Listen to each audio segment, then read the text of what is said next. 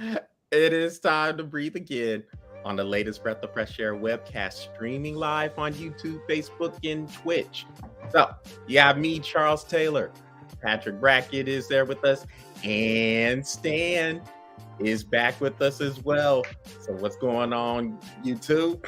And lots to get to on this show. So, let's jump right into it, starting with our NBA playoff preview. Now, before we get to that, right now, the play-in games are going on, and you have the Atlanta Hawks right now putting it on the Miami Heat. Sorry, Stan. 63-42 right now. But it's looking good for me. And it's looking good for Patrick since he is an Atlanta friend. Dominic is in, saying hi to Patrick, of course, and hi to Charles. And of course, he ignores me. Good job, Dominic. It's good to see that you are in season form for this show. What's up, Dominic? Dominic, what's up? So, let's jump into the play-in format before we jump into some of these matchups that are already set. The play-in's working like this. Your 7th and 8th seeds in the conferences, they play each other. The 9 and 10 seeds also play each other. The winner of the 7-8 matchup is automatically the 7th seed, and they will play the 2nd seed. That a mouthful, of course, but that's how it works. The 9 and 10 game, the winner will play the loser of the 7-8 matchups. Whoever loses the 9-10 games, they're done for the year. And then the loser of the 7-8 game plays the winner of the 9-10 game, and then that winner gets the 8th seed. Your top 2 seeds in each conference are the Denver Nuggets and the Memphis Grizzlies in the Western Conference. And in the Eastern Conference, it's the Milwaukee Bucks and Boston Celtics. So with that, let's jump into these matchups that are set. Starting in the Western Conference, since the champion, the Golden State Warriors, are coming from that conference. So you know how we do. We always start with the winning conference when it comes to these previews. So let's jump on that 3-6 matchup. Speaking of the Golden State Warriors, they're the 6th seed, and they will play the Sacramento Kings, surprising 3rd seed. Not a lot of people were expecting much from the Kings, but here they are, young, gunning it up. You know, they are very excited in Sacramento. I want to say it's the first time in 20 years that they have been in the playoffs. You changed your name to New Charles. You didn't think I was going to notice that. Love it. I like how he does it so discreetly and didn't say nothing. Didn't say nothing. Love it. But this is your 6-3 matchup. The Warriors, of course, are the defending champs, and the Kings are up and coming. Maybe they're a year early. Maybe they're right on time. I guess we'll find out. No better way to find out than to play the defending champions, right? So, let's see. Let's start with you, Stan. What do you have in this matchup? How many games do you have your winner winning in? How many games for the Warriors and the Kings? So let me say first that this playoff picture was probably something I envisioned probably about 5-6 years ago. And it's finally here where we're seeing the flip in the teams that are at the top versus the teams we've normally been seeing at the top. Like, it's taken a while. The only surprise that's not in this that I thought would have been, that would have made better moves, is the Blazers. Mm-hmm. Blazers. I would expect the Blazers to be in this mix as one of the top teams going into the playoffs, but it is what it is. Now on to my pick. I like. I know people are going to roll their eyes, but I do like the Warriors. They know how to still turn it on, man. They're still a championship team. They haven't really done much different, right? And I think they've kind of coasted and shown their hand a couple of times throughout the season. But I give it to them. But I think this is a 6-game series. All right, Warriors in 6 is what Stan has. What about you, Patrick? Ooh, 100%. I like it. Hey, look, Sacramento might be a year ahead. Might be 2 years ahead. We don't know. It ain't going to matter because the fact of the matter is that the Warriors are seasoned. The Warriors have been battle tested.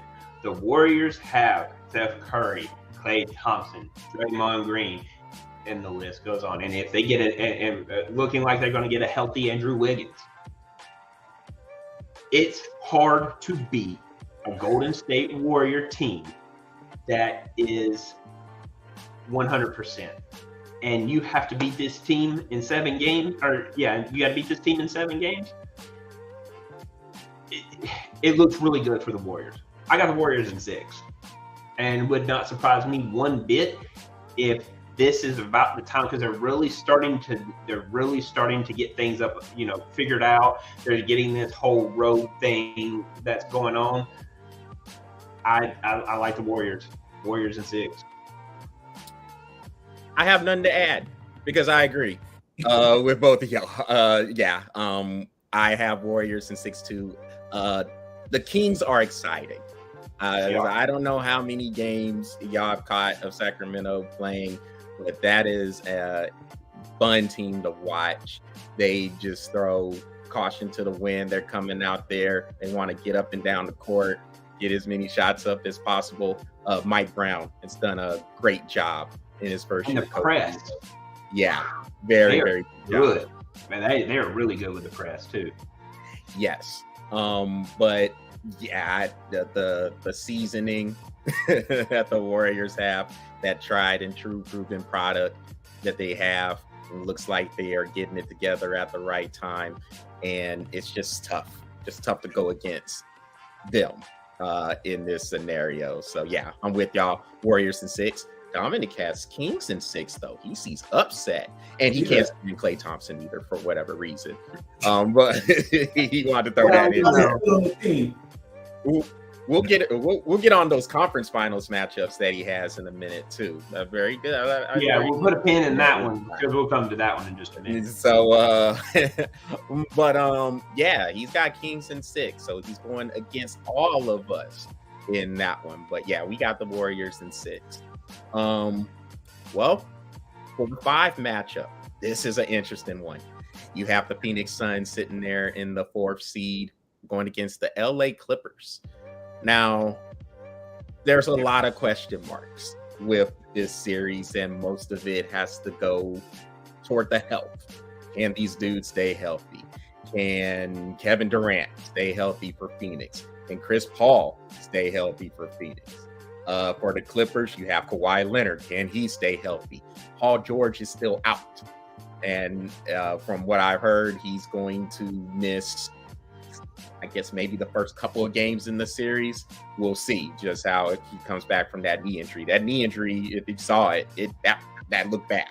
It didn't look. I kind of don't feel he's playing this series, but that knee injury not look good at all. But yeah, either way, I mean, the Clippers have depth. They have a deep bench that they can go to just in case Paul George can't play. Mm-hmm. So with all that said, we'll start with you, Patrick. Who do you have winning this series? Well, I went back and forth on this one because, like you said, it's all about the health for this series, and I do feel that I do feel like the Paul George is going to be a little bit more of a hit to the Clippers than they're really kind of anticipating. And don't get me wrong, I mean, we've said it on this show, we're not huge Paul George fans. We don't really think he is, well, we're just not really Paul George fans. So I do feel that the Suns will pull this out. I do have the Suns in 6, but I will say this: if it goes to 7, Clippers will take it. So the Suns have to handle business. They have to take care of business because if this goes to 7, I do think the Clippers will have a Paul George back. If it goes that far, and I think that he would definitely make a difference in that series. So I'm going to go Suns in 6.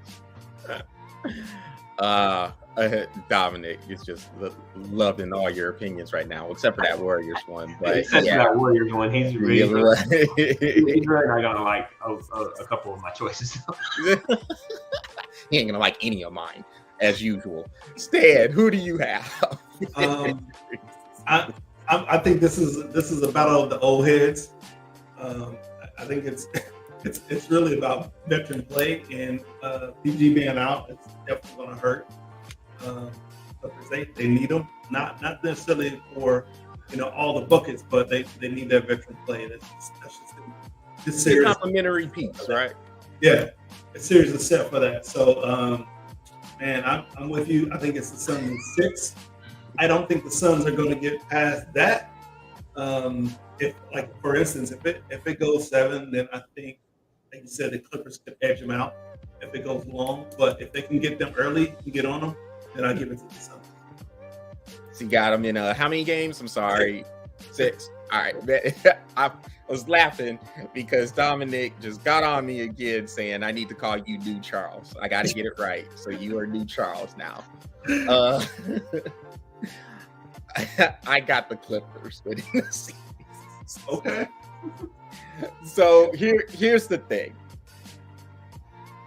Past Kevin Durant, Devin Booker, Chris Paul, and DeAndre Ayton, who else do the Suns have? The depth is taking a huge hit in order to get Kevin Durant on the team. When you're in the playoffs, you have. I'm sorry. Dude, it's normally me. Everybody gets me. But this is like golden hour for me. You have when you're in the playoffs, depth matters. Defense matters too. You have to have those two things if you are going to advance. And when you're in a series playing every other day, I guess it's probably more like every 3 days, every few days in these first rounds. I guess when you get further into the playoffs, then it starts turning into every other day, particularly when you get into the conference finals.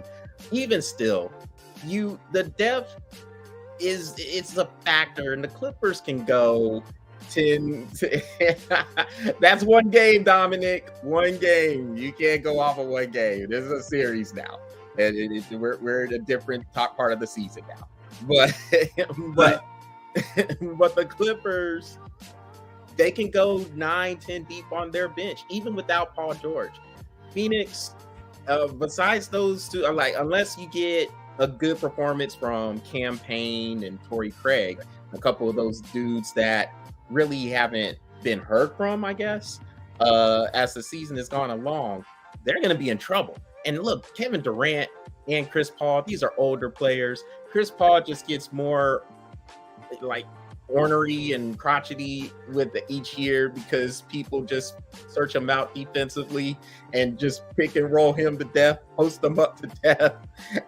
And now you got to run doubles, which is going to further just mess up the Suns defense, but the lack of it. Yeah, I have the Clippers winning this series, but I think it goes 7. I think this is going to be a long series. I don't think if it does end in 6, I wouldn't be surprised if it did end in 6, but I just don't see it. I think this is one of those series that's going to go back and forth up until the end, and I have the Clippers win it out. I agree. That's why I said if it goes 7, I give it to the Clippers. But that's what I'm saying. I did the same thing. Yep. Yeah, y'all did. I still have the Suns winning, though. I win. But go on. If the Suns get on them, which I think they can without having the depth, they can pull out the wins and close them out. They can do that. Without having, now, going past that, no, not without the depth. They're not going to make it. Right? I said that, but I honestly think that if they get on them, they can close them out early, then they've got it. If it goes any longer than that, it's going to be a wrap. They're not winning game 7. It'd be hard for him to win Game 7. Yes, but we see where you're coming from, Charles. Yeah. We definitely agree with you. If it goes to 7, Clippers are going to win that. They're just going, and they will take that from the Suns in Phoenix. But I mean, I'm going with the Suns because I do feel that if they close them out early, and truthfully, I mean, honestly, they really need to close them out in 5. They really do. But I think they have enough out of Booker, and if we get a healthy Durant and we get a Chris Paul that really doesn't allow the officiating and everybody to get in his head. I mean, I do have the Suns in 6, but man, it would be hard for the Suns to win in 7. I just don't see it. Yeah, and hey, at the same token, I see where y'all are coming from too. If Phoenix is able to come out there with the offensive firepower they do possess with those guys, yeah, they can get 440 points. Yeah. The problem is they got to stop the other team from scoring 141. You know what I'm saying? Mm-hmm.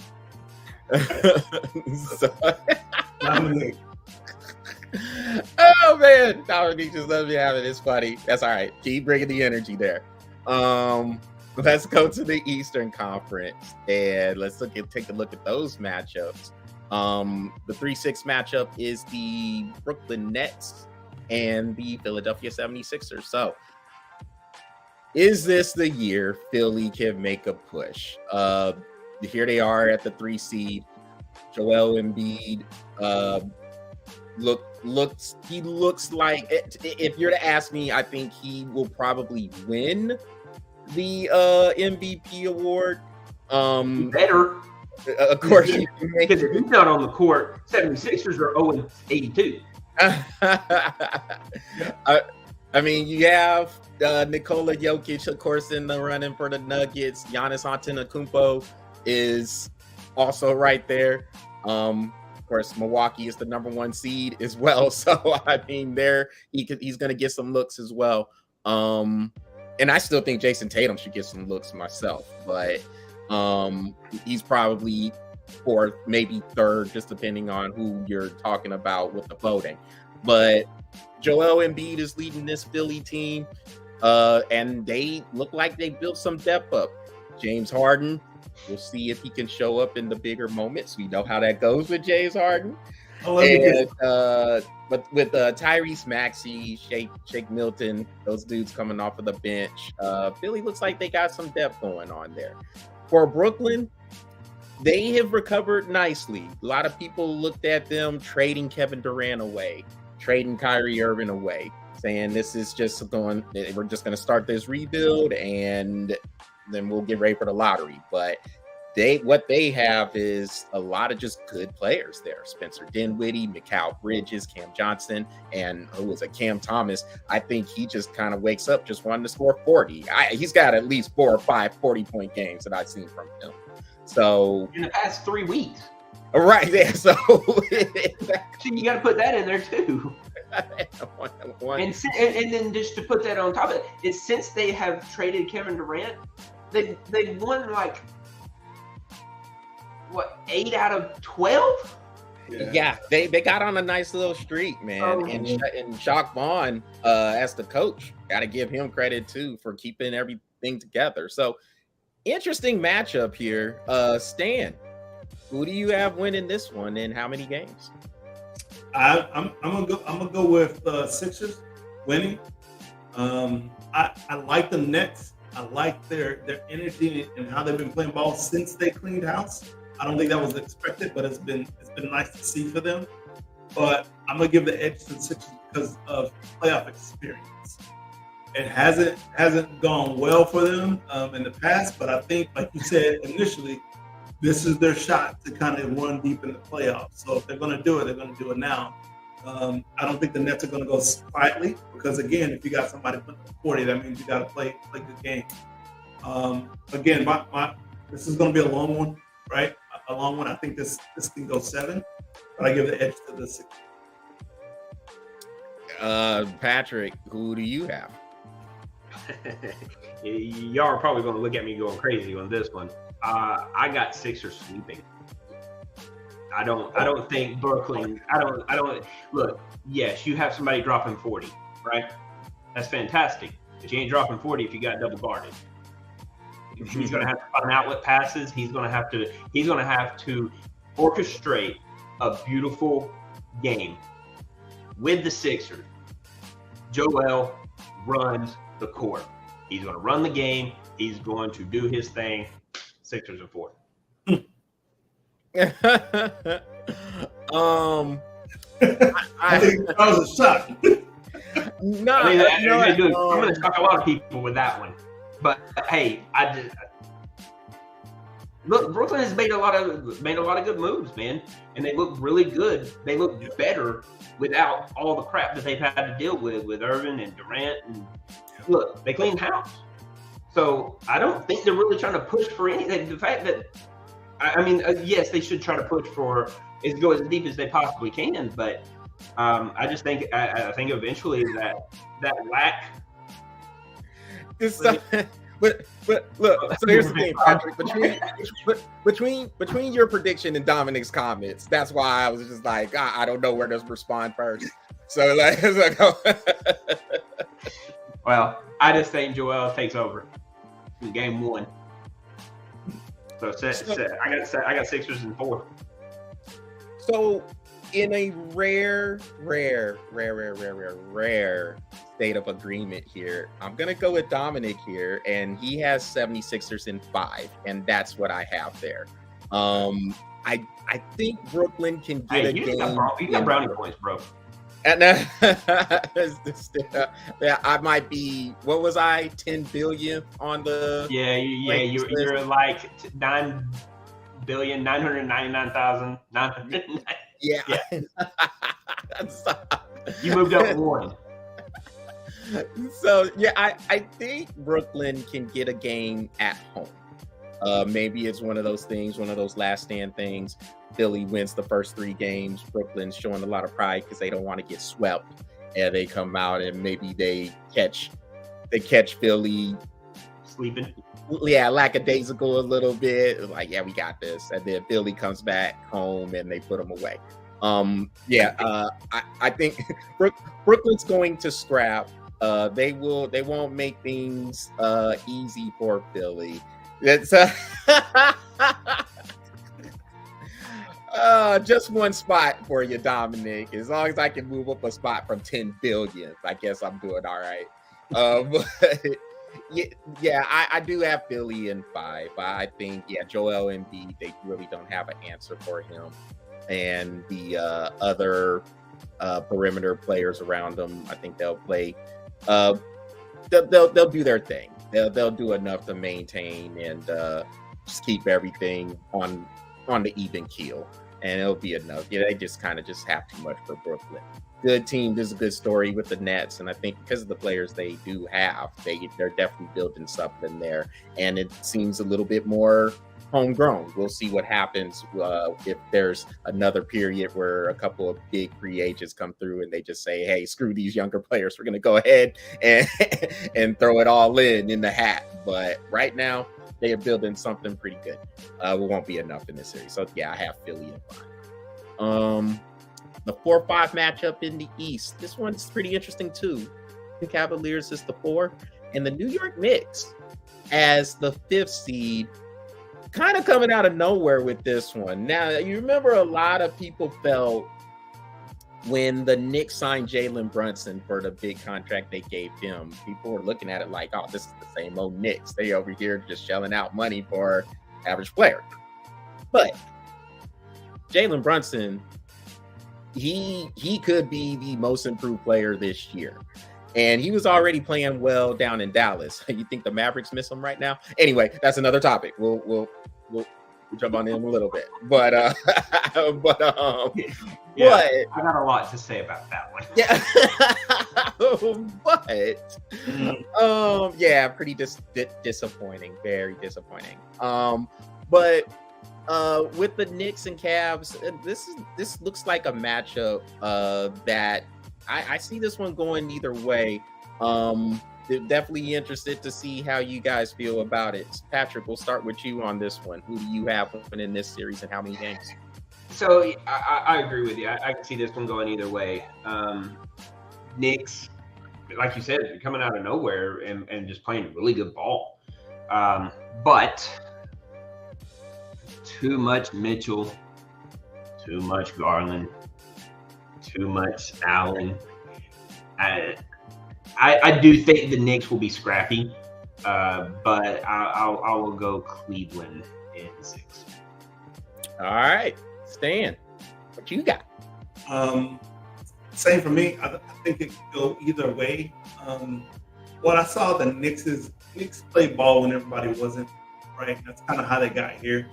It was people, rest and people said, and they just like, hey, we're going to go and get these W's, but we can't. And they did. I mean, that's what they did. They went and it puts them in C5. I just don't know if that's good playoff material for them, honestly. We'll see. It's a coin toss for me. But if I'm being told I got to pick, Charles won't let me do nothing else. I'm probably gonna go with Cleveland, and I'll give them 6. Cavs in. Watch him. He's gonna go 5. Cavs in 5. Watch him. No. I think it's gonna be. I think this might go 7. I really do. I debated on 6 or 7. I did. Yeah.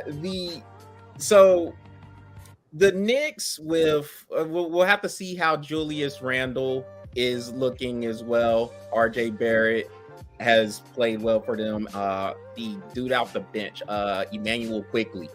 That dude is he's a bucket getter off the bench for 20 points right away. But I do. When he in the running for the 6th man? Yes, he's in the running for the 6th man. That dude, or instant bucket off the bench. But with Cleveland, I see exactly what you're saying, Patrick. Donovan Mitchell, Darius Garland. I don't know if you mentioned Evan Mobley as well, but Evan Mobley is a beast. Oh yeah. And you mentioned Jared Allen. I think that starting lineup and their defense. Cleveland's a very good defensive team as well. Good defensive team considering in today's NBA where 140 points seems to be the norm. But Cleveland's defense can lock down on you at times. And sometimes with the Knicks, they have a little bit of an issue scoring consistently. Yes, Quickly can come off the bench and do his thing. But in terms of like some of your other teams that are higher scoring, they have their moments where they can struggle, especially if you're able to lock them down in the half court. So I think that might be the difference there, given the edge to Cleveland. And I do think this series will go 7. If it goes 6, wouldn't be surprised. I don't think it goes any shorter than 6, though. I think both these teams are they're pretty well evenly matched.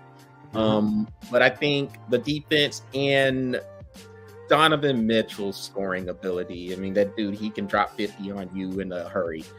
So I think those 2 reasons are why Cleveland will win this series. So I got them winning in 7 games.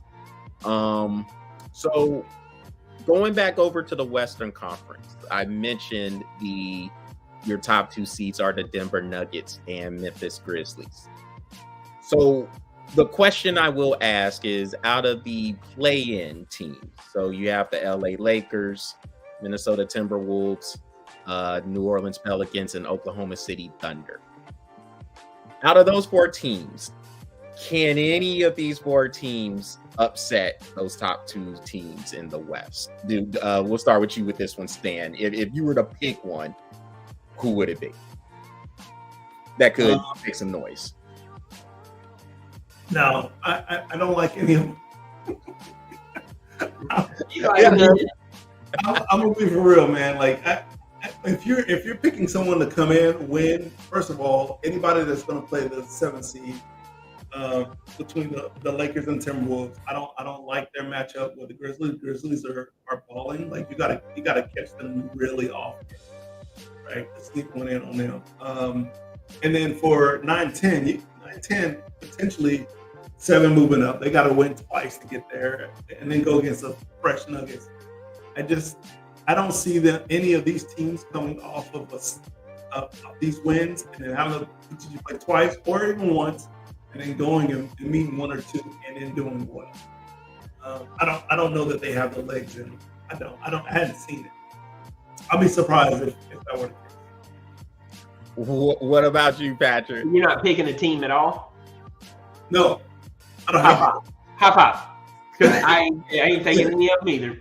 They all no. I can't do it. Okay. When we get to the East, it's a different story. But no, here.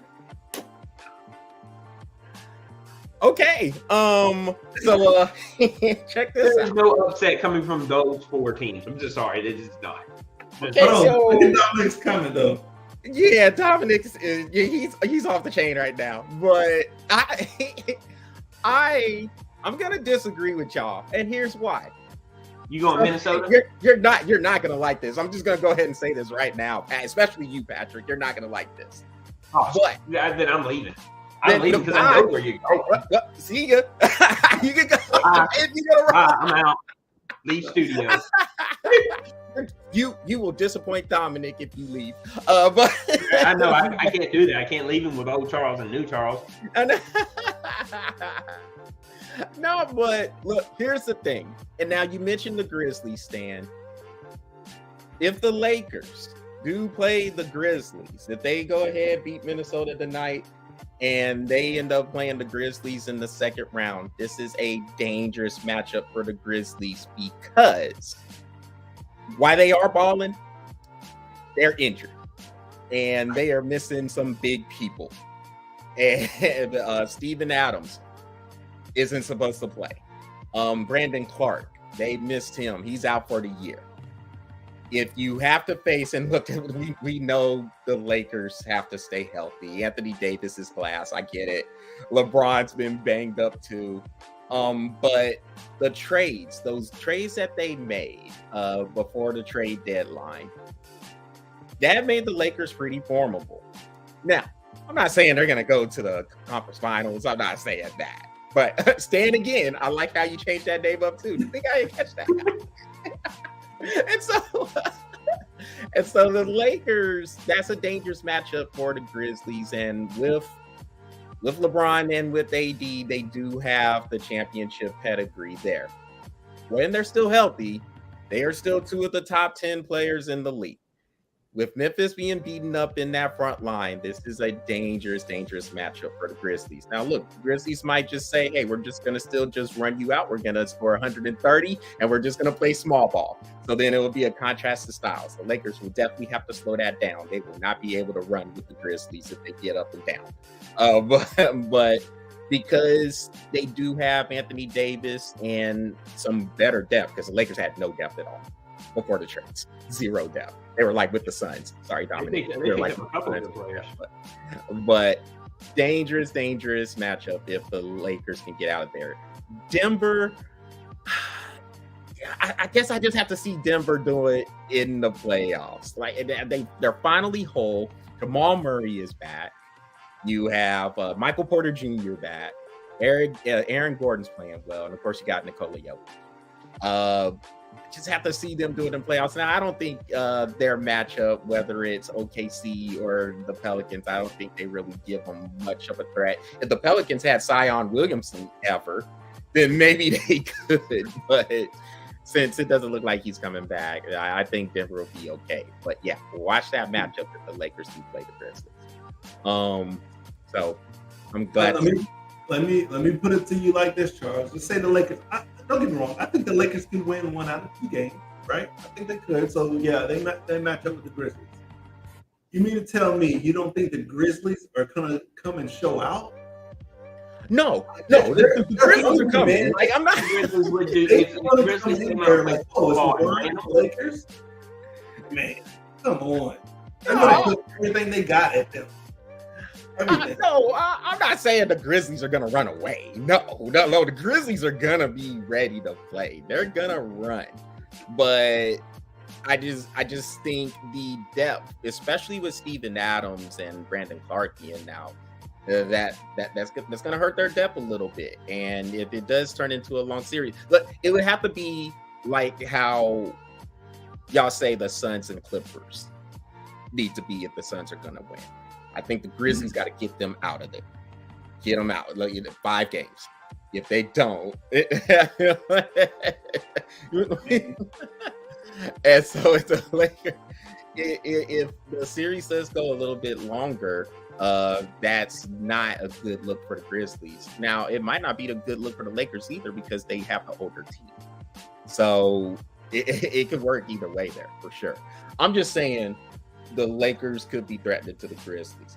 I don't know if I would pick the Grizzlies to lose the series, but I wouldn't. Watch it. Of course you wouldn't. Yeah, you would. Look, anytime. Look, I'll bring something up later on, Patrick. That will just point out how you are with LeBron James and the Lakers anyway. So you don't have to point it out. Everybody knows. Yeah, and I'll bring it up again. So in the East, just for the new viewers, in the Eastern Conference, you have the Milwaukee Bucks and Boston Celtics. Do you see any of these teams? So Miami Heat, Atlanta Hawks. I saw. Yeah, they kind of worked their way back a little bit. But with the Miami Heat, Atlanta Hawks, Toronto Raptors, and Chicago Bulls, do you see any of those teams making some noise? So we'll start with Patrick on this one. I want to. Go ahead and say it, man. I want to say the Hawks can make some noise, but if the Hawks win, they're going against my Eastern Conference winners. So, I want to. I think the Atlanta Hawks are. I think they're an up-and-coming team. I do think that they need to add 1 or 2 pieces before that team will be a better than 500 team. Miami is a good team. But I mean, again, they're going against the Celtics, and when you're going against Jaylen Brown and Jason Tatum and Al Horford and Williams, and I mean, there's just the Celtics are too strong, man. So I mean, I guess if anybody is going to make any noise that would have a chance against Boston, I would say it would be either Atlanta or Miami, but I don't see them coming out of that game either, or that series either. So I really don't see anybody in either one of the conferences that can handle those 4 teams. Don't. Well, what about you, Stan? I disagree. I think that Miami, if they go ahead and make this last little push right here, and they meet the Celtics don't want to see them. Miami's had their number this season, right? They pushed them into overtime, won, and then they pushed them into a high-scoring game, which Boston got one of those, and then they won again. So they edged them 2 out of 3 this season. So Miami is going to play them well, right? So I would say Miami would give the Celtics fits, and they don't want to see them. I think they would prefer the Atlanta Hawks. That's just my opinion. So if I were to say it, I'd be rooting for the Hawks right now, hoping and praying that I don't see Miami. I will tell you, Boston doesn't care. Nah, man. No, they care. Not care. That rivalry. You can talk about the regular season all day long, but when you get into the playoffs and this is a 7-game series, Boston will not care. Don't get me wrong. Boston is a phenomenal team, but if somebody's going to knock them off that first little bit, it will be the Heat. That's the question, right? If somebody's going to knock them off, it will be the Heat, not the Hawks. And the other 2, Bulls, Raptors. The Bucks. I think the Bucks can. If anybody slides up to beat them, I think the Bucks hold strong. They take care of business. I don't think they're going to let somebody slide into the 8 seed. Celtics, they better be on game, man. That's all I got to say. They better be on game. We'll find out here in a little bit, though. So another thing also, if the Heat do end up playing the Celtics, it will be a rematch of the Eastern Conference Finals that went 7 games. Yeah. So it is Miami. I will agree with Stan there. They do match up good with Boston. They just have they just have the personnel.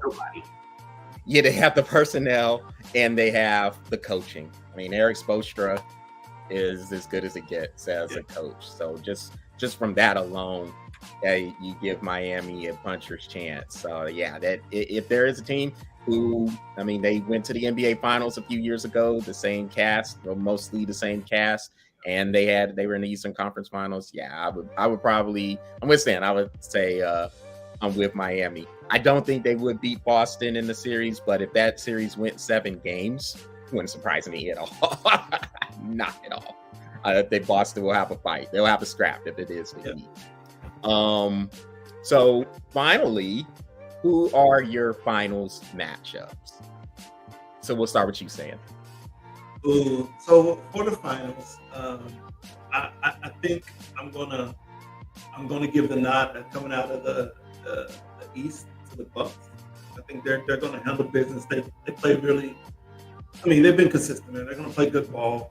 They stay healthy. They keep everybody healthy. I think that they can handle the East. On the West, though, man, I think it's going to be one of those people who can fumble through it the best. Honestly, because I like the Nuggets and I like the Grit. I just don't, like you said, I don't know if the Nuggets can do it in the playoffs, deep into the playoffs. I'm just not sold on them yet. So that's what I'm saying. It's going to be a fumble to get there. But I think overall the East is going to take it, and I think that might be the Bucks' team. All right, so you got so do you have a Western Conference team in there? I know you think the Bucks are going to win, but who do you think they'll beat?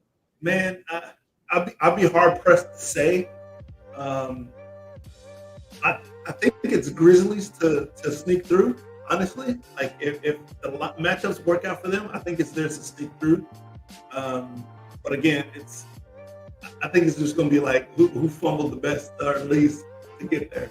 So I'll say the Grizzlies. But I mean, the Nuggets could easily stay there, but they got to prove it. I'm not sold on them yet.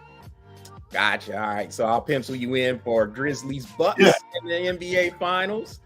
Patrick, who do you got? I already know the Eastern Conference one. Well, you know my Eastern Conference one. So I got the Celtics. I kind of agree with Stan with the fumbling through on the Western Conference because I mean I'm not huge, so I'm not really sold on the Nuggets going to. I'm not sold on them going deep. I really kind of like the Grizzlies, but man, I like the Warriors too. And the Warriors have a really good path to get there. I mean, they got the Kings, and then they get, one of the Grizzlies or the Nuggets. Yeah. And I mean, it's hard to go against the Warriors. I'm gonna go Bucks Warriors. I'm sorry, Celtics Warriors. All right, cool. Rematch of last year's finals. All right, I see that. I totally see it. I can definitely see it going that way. But I'm gonna go to the Bucks in the East. I've been hot on the Bucks for several years anyway. And you've been on the Celtics for several years. So what's the difference? No, I'm not saying anything. I'm just saying I just knew you were going Bucks because you've been high on them. Yeah, and I'm returning the favor. So,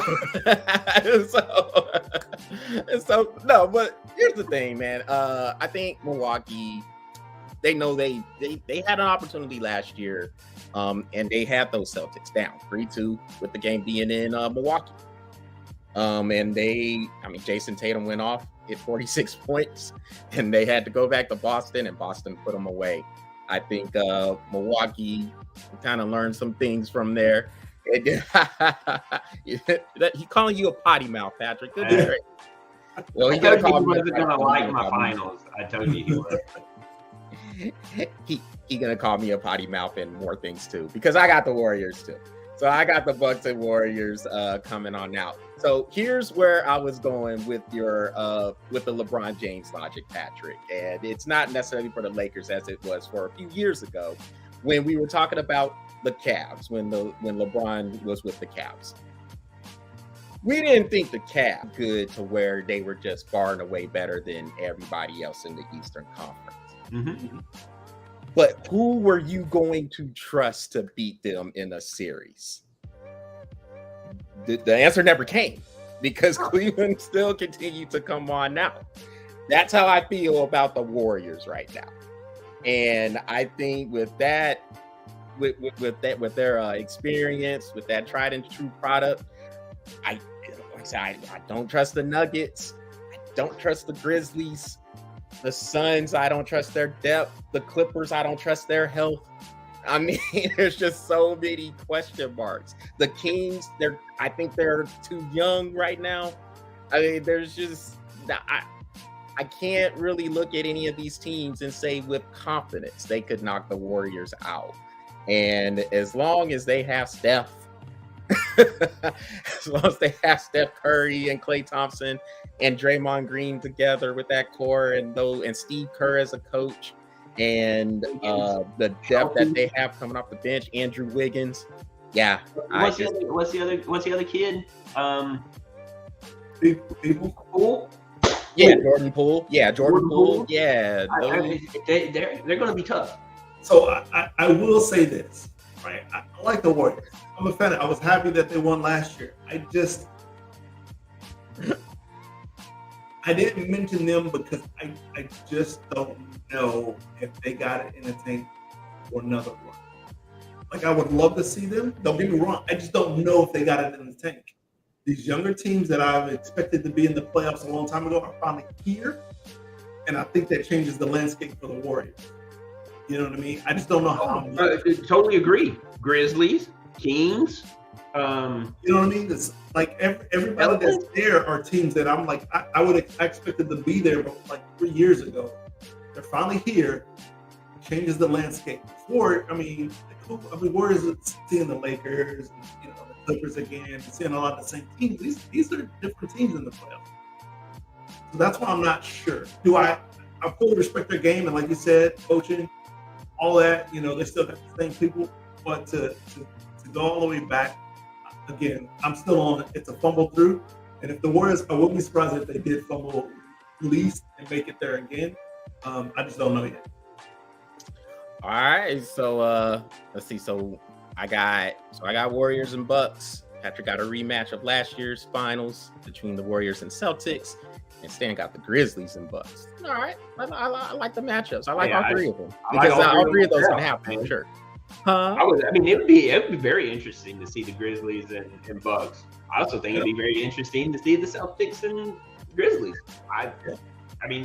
Grizzlies are a good team, and like Stan's saying, these teams that you expected to be there last year, it's going to be exciting. The Grizzlies, the Kings. I hadn't seen the Kings in there in years, so I like it. Dominic's like Suns and Celtics, and he ain't taking no for an answer. So he's got the Suns in 7. So, oh boy.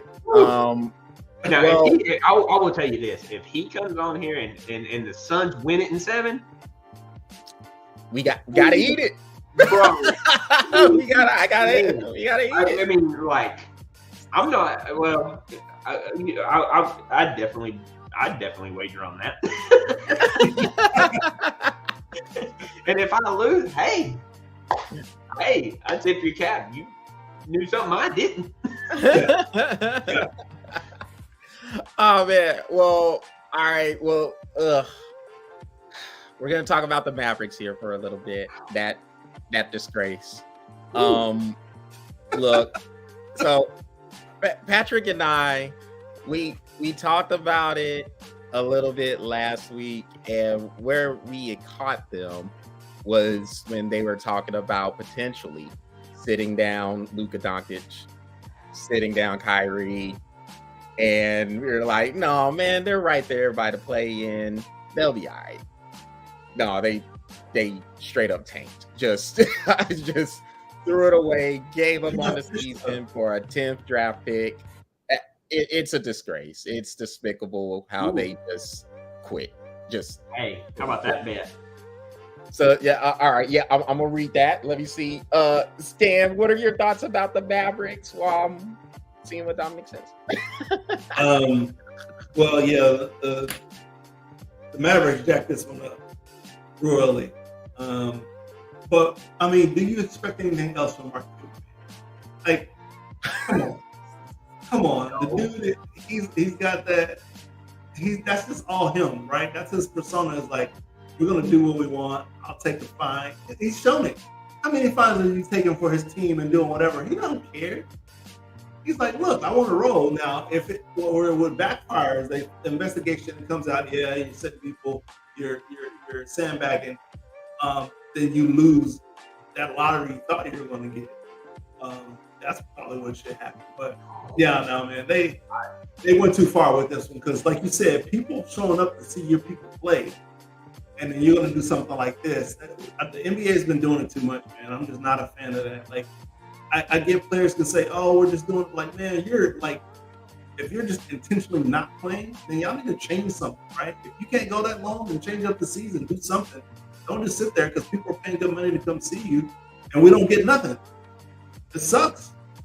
But yeah, no, they messed up. They pissed me off. I'm just gonna say that. Patrick, you have anything to add? Lucas should come to Miami.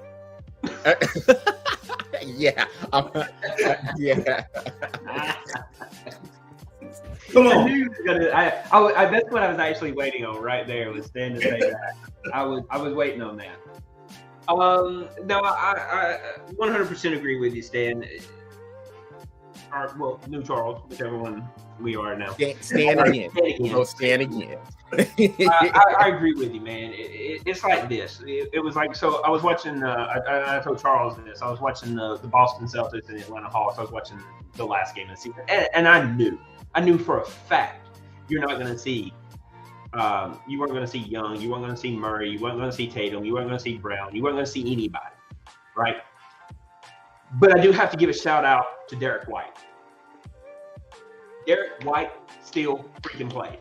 He was like, he played all 82 games. Do y'all realize he's the only player this season that played all 82 games? The only one. I'm impressed that Patrick's going to stats. Boy, Patrick never go to stats like this. I know, right? He's the only one. So I had to give a huge shout out to Derek White because he's like, no, I'm starting. I don't care. I'm starting. I played 81 games. I'm not going out like a little. Yeah. I get so irritated when these players do this. You are still, even if the players are not playing, you still have to pay top dollar to get into this game. No. What they need to do is if the top players are not going to play, then they have to advertise it saying, hey, we're not playing them, and reduce the cost of the tickets. And let's see how far that goes then. Yeah. But I'm a huge fan on all this stuff that, like, if you're tanking, I think you should automatically be deselected for the lottery. Yep. If you flop, I feel that you should be fined $100,000 starting, and make this game a basketball game. Bring back the tradition of what basketball was when we were growing up on it. You know what I mean? Taking a charge, I'll go with it. But man, when I see somebody go straight up for a contested shot, that's when I like basketball. All this stuff that they're doing now, I've gotten really irritated with. I mean, and Charles, you know how I feel. When they start changing things, I stop watching. Like last year when they were changing all that stuff about baseball, I didn't like how they were doing it. Everything was real. I went straight to college baseball and didn't watch anything about MLB. Mm-hmm. You know what I mean? Because I don't want you to keep changing the game. Change a few things and then just let it be.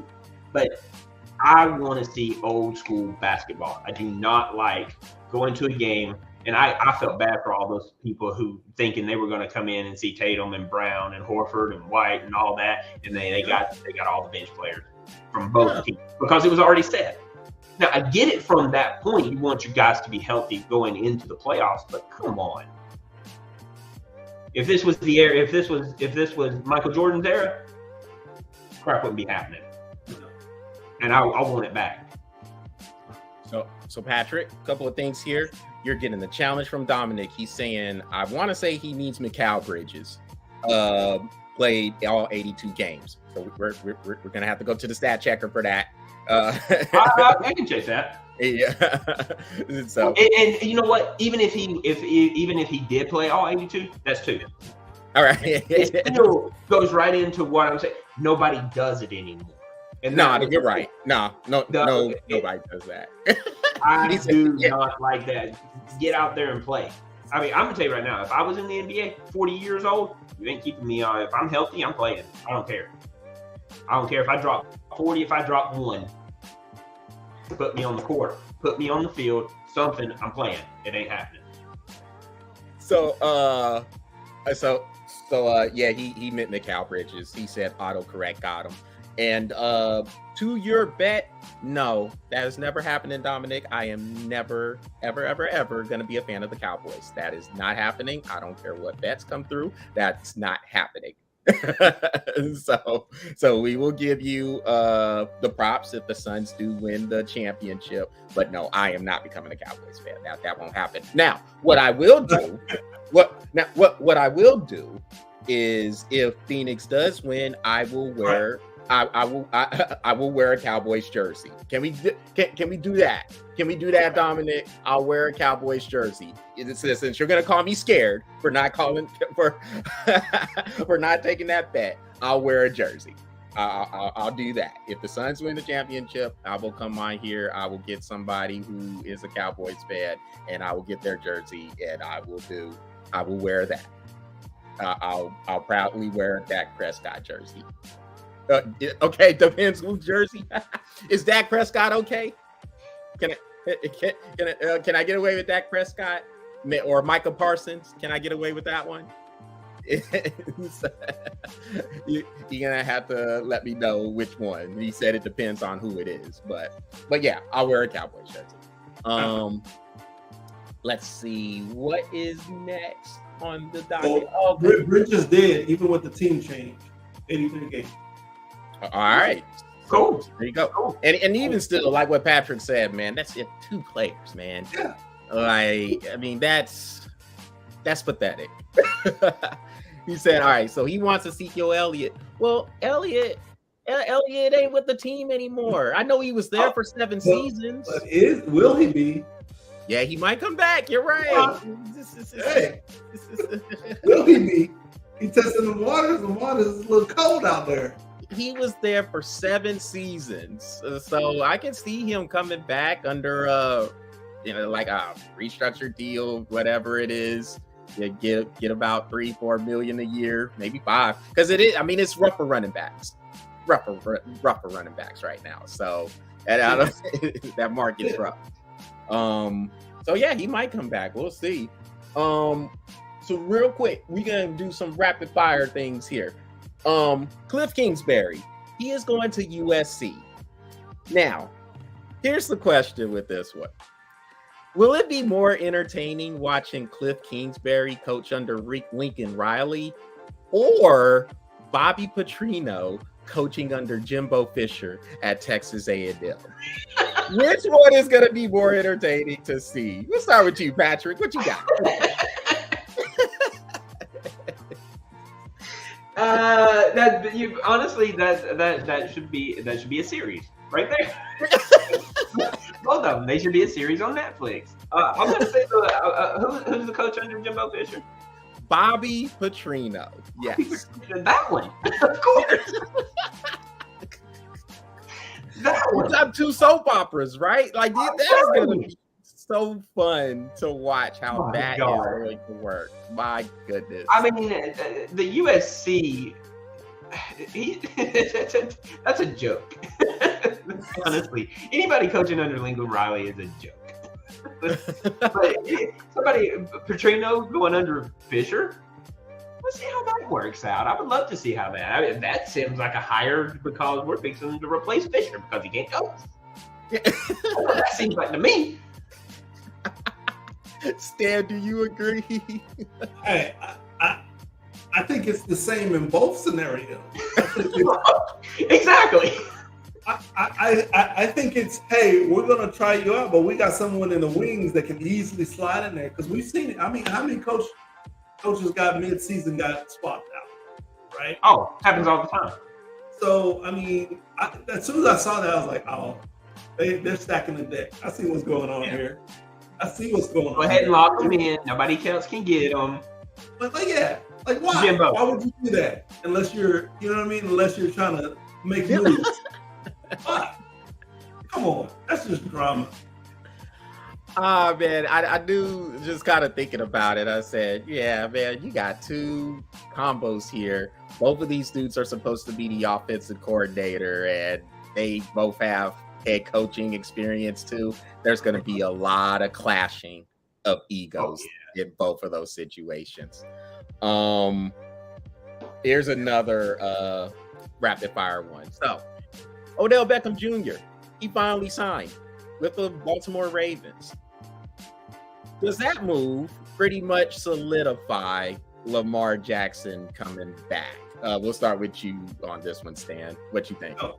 No, I don't think it does. I think if anything, it would be an attempt to hold him for a year, maybe, because they still got other things that they need to put. OBJ is not going to be the deal seller. Yeah, is that a nice weapon to have? Sure. He's looking for sustainability in the contract. They should have already done the weapons. Like, he's looking to get his bag. Now, if they use that to leverage what they need for the draft, that's a different, which I think that they may do. That's a different story. But if they really wanted them to stay, they probably would have tried to lock that up. Right? They're trying to dangle little carrots. I don't think he's going for it. To be honest, maybe a year. I can see him saying, "Hey, yeah, I'll give you that one more year because we have, and we'll see how it goes." But he's not going to be sold. Not just for OBJ, because OBJ still got to prove himself that he's back. Dominic. So yeah, apparently he wanted OBJ to go to the Jets. But Patrick, what do you have on this? Lamar is looking for dollar signs. He doesn't care who his wide receivers are. He's looking for dollar signs, and that's it. And I don't blame him. He needs to be out. You know, if he's as good as he is, get your money, right? I will say, you know, I've seen it many times. Quarterbacks taking less pay to win rings, so that that ownership can get more people underneath them, so that they can win titles. I don't know what Lamar Jackson is looking for as far as championships, but I can tell you, guaranteed, I know he's looking for money, and that's what's going to sell it. I don't care what wide receiver you bring in. I don't care what running back you bring in. I don't care if you bring a 450-pound offensive line and nobody is guaranteed to get through. I don't think any of that matters to Lamar. I think what he sees is dollar signs, bank bag, dollar signs. You give him what he wants, he'll give you what you want. Yeah. So OBJ, he's been signed for a year. So going back to Stan's point, I mean, with him being there for a year, and we have to see how he looks. He hasn't played since the Super Bowl from last season. So is he gonna be anywhere close to what he was before he went down with that injury? Now, I will say, I'll get this to Beckham because normally we're pretty critical about Odell Beckham here, but when he came to the Rams, he played. He did his thing for him. Dominic thinks he's going to get hurt again, but look, he did his thing for him and helped them, was a big part of them getting to the Super Bowl. So what I do think is I don't think Lamar is going anywhere. And Patrick, I know you agree with me there too. I think he'll be there. Now it's just a matter of how long this deal is going to be, how much guaranteed money is going to be in there, and how happy he'll be with the deal, whatever the case may be.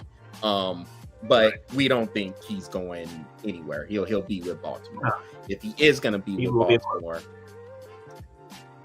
Yeah, like how does all that mesh with Odell? They got Nelson Aguilar too, so they got a couple of good receivers. Maybe not the dudes that like the big beast receivers that you're looking for, but it's dudes that can at least give Lamar Jackson a little bit more to work with besides just the tight end Mark Andrews. But I do think with OBJ getting the contract, I think he'll be ready to come in there and just play. Not do all the soap opera stuff, the diva-ish stuff that he does. I think with him being in the league a little bit longer now, I think you'll get a guy who is about playing. And he done made enough money. I mean, even with this 1-year contract, he's getting $15 million. And it could be $18 million depending on incentives. So, I mean, I think he's in a good spot to where, all right, he got a little bit of money. He can come in there and just play some ball. If Lamar Jackson is that guy, which we think he will be, then, hey, the Ravens will be dangerous still. And, of course, Lamar's got to stay healthy. That's been a problem in the last couple of years. Sure. So, let's see. Is there anything else on there? No, I think we covered it all. Oh, real quick. Timberwolves. When they imploded on the last day of the regular season, you got Rudy Gobert, he punching people or mushing people on the bench, and then you got my man Jaden McDaniels. I'm gonna punch a wall and break my hand. Yeah, so, I never understood that. No, why? I don't either. The wall is undefeated, y'all. I don't care how strong y'all are. How strong you are. God, it drives me crazy. When I saw that, dude, I was like, at this time of the season, seriously? Like, now? Like, punch the wall during the first game, after the first game. Punch the wall in. You're going to do it right before the play-in game. I'd have fired him. I'd have been like, contract suspended, bro. We ain't. Yeah. You're You're dumb. dumb. I don't. Hence the reason why I didn't say nothing about Timberwolves, because I like the Timberwolves. Should have been another one of those teams that I saw, locked up in the playoffs. But man, I don't get it. I don't understand. Like, how can we just fall that far from grace? Like, that's crazy. All that talent, Crazy. dumb as hell. Yeah, I couldn't put it any better. I mean, because Anthony Edwards, he's a beast. When Karl Anthony Towns is healthy, he can give you 30 and 20 on any given night. I mean, he's that good. It's just a matter of, can he stay consistent? But yeah, I'm with both of y'all. Just how dumb can y'all be? What is going on? It's the last day of the regular season. You know you're about to play the Lakers in the play-in game, and you're gonna do that. You're gonna just melt down like that. I mean, and the whole team done it. Yeah. I mean, it wasn't just a punch and a shove. The whole team lost it. Well, y'all, hey, man, we're going to have to wrap this up. I got one more thing I want to say real quick. Sorry, I got one more thing to say real quick. Hey, shout out to Connor McDavid. Go ahead. From the Oilers, who had hit 150 points in a single season. Fourth person to ever do it. Shout out to Connor McDavid for that, because I was pretty excited about it when I heard that. Yeah, he's a beast, and the Boston Bruins as well. Since we got hockey in here, broke the wins record. So they're I forgot about that. Yeah, looking. Oh well. So yeah, with that will conclude this edition of the Breath of Fresh Air webcast. Streaming live on YouTube, Facebook, and Twitch. y'all make sure y'all go to the Breath of Fresh Air YouTube channel, smash that subscribe button, and follow the Breath of Fresh Air Facebook page. Great show, y'all. I hope y'all enjoyed it. Dominic, again, thanks for coming on there. It's by Patrick and Stan now. Like, so, I'm not the host. I got demoted, y'all. I got demoted. Yeah, I'm gonna have to, when it comes to Dominic, I'm gonna have to start hosting the show for you. Yep, absolutely. That ain't gonna happen. Yeah. Well, hey, Dominic, again, hey, thanks for coming in, sharing your opinions, your insight with things, and for everybody else, we hope you enjoyed the show. Everybody take care. And yes, you're welcome anytime, Dominic, of course. Everybody take care and have a great rest of the week. Enjoy the play-in games and the playoffs when they get started. Y'all take care. Take care of each other. Go Hawks.